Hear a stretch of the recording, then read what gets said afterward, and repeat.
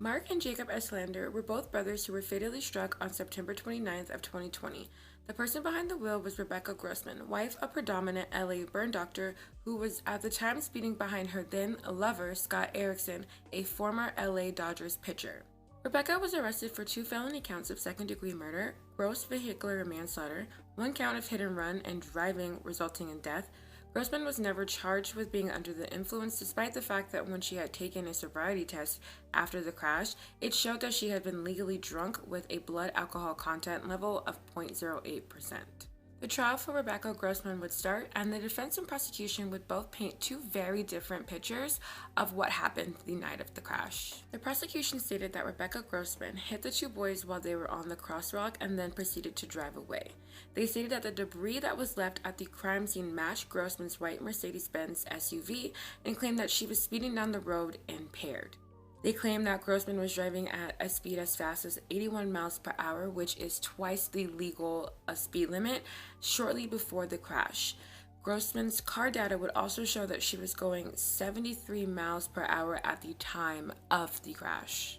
The prosecution wanted to point out Grossman's erratic behavior at the time of the crash and even stated that Grossman admitted herself that she tried to restart her car after it had shut down after the crash. The prosecution pointed out that Grossman's actions the night of the crime were all indicators of her culpability, and due to the fact that she was under the influence of alcohol and Valium at the time of the accident, spoke to her recklessness and utter disregard for other people's safety. Tony Busby, the lead defense attorney, stated that the deaths of the 2 young boys were the fault of Scott Erickson, who had been driving alongside Grossman through the crosswalk, claiming that Scott's black Mercedes-Benz struck the boys first. Though the defense blamed the death of Mark and Jacob on Erickson, they never called him up to the witness stand.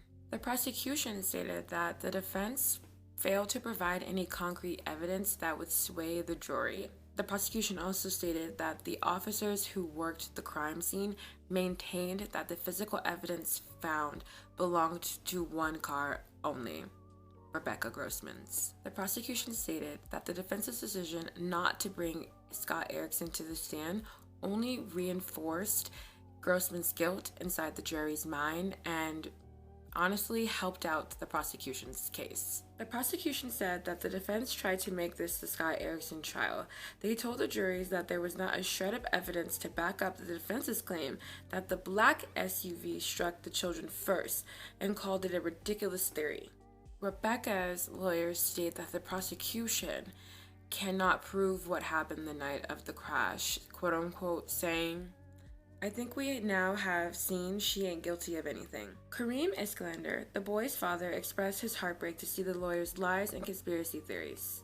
Erickson had denied any involvement, any wrongdoing in the crime. He was initially charged with a misdemeanor in the crime, but it was shortly dropped soon after he did a public service announcement for teens on the importance of safe driving. The prosecution expressed that Grossman showed conscious disregard for human life and knew her speed could be dangerous on a suburban street with pedestrian traffic. This is because police warned her of her dangers in the past. According to the prosecution, Rebecca traveled a third of a mile after slamming into Mark and Jacob before the safety features in her car automatically shut the car down. According to the prosecution, Grossman and Erickson had hung out earlier and had drinks that evening. They were both headed towards their home that was nearby in separate vehicles when Grossman's white Mercedes-Benz SUV struck the boys while they were crossing the road with their parents in a marked crosswalk. The police state that the family of 6 were crossing the 3-way intersection, which does not have a spotlight. Inside the crosswalk is when the mother would hear a car speeding towards them. Both parents reached out to protect 2 of their children, but Mark and Jacob were too far out in the intersection and were struck. Mark Islander's body was found 254 feet away and was pronounced dead at the scene. Jacob Islander's body was found near the curb approximately 50 feet away from the crosswalk. Jacob would be taken to the hospital but would be pronounced dead a few hours later. Nancy Islander, who was the boy's mother, would testify stating that she heard 2 engines revving, and she would look up to see a black SUV speeding towards the intersection.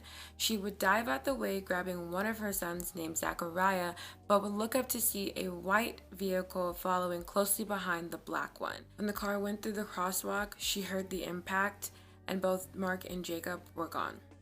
In their closing arguments, the prosecution would state that this was not a tragic accident, this was murder.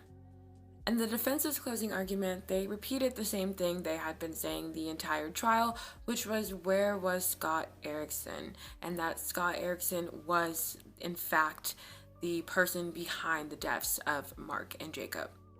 A jury of 9 men and 3 women found Rebecca Grossman guilty of 2 counts of murder, 2 counts of vehicular manslaughter, and 1 count of hit and run. Nancy Isklander expressed that her family had been waiting for this for 3.5 years, and after the verdict was announced, Nancy said, "I give glory to God." Rebecca faces up to 34 years in prison for this crime, and her sentencing is scheduled for sometime in April, but her lawyers have stated that the verdict was unexpected and they do vow to appeal. As the verdict was read in the courtroom, Alexis Grossman, Rebecca Grossman's daughter, cried out, oh my God," as tears ran down her cheeks. Rebecca, who was also crying, turned to her daughter to try to calm her down as Peter Grossman, Alexis's father, hugged Alexis. The judge said justice could no longer be delayed, and a deputy went to handcuff Rebecca. Alexis would then scream as Rebecca was taken into custody. Rebecca would then beg Alexis to stop, as she would be then herself escorted out of the courtroom. Kareem Islander thanked the jury for not falling into the imaginary conspiracy theories and tricks. He stated that it took, quote, "a lot of patience, so I really appreciate you getting closure." Nancy Islander thanked the prosecution for their hard work in the case. She stated, "They went above and beyond. They've done their job, and now we are ready to start our healing processes," she said. "We have a justice system that we can trust, thank God." She declined, however, to speak and comment on the upcoming sentencing hearing for Grossman, stating that she was going to leave that up to the judge. Though Mark and Jacob Islander have both gotten justice for their deaths, Nancy states that she found no joy in seeing Rebecca Grossman in handcuffs. She says, "No one wishes that on anyone. I promise I do not have any hate for her. My heart broke for her children. It wasn't easy, but it will bring me closure."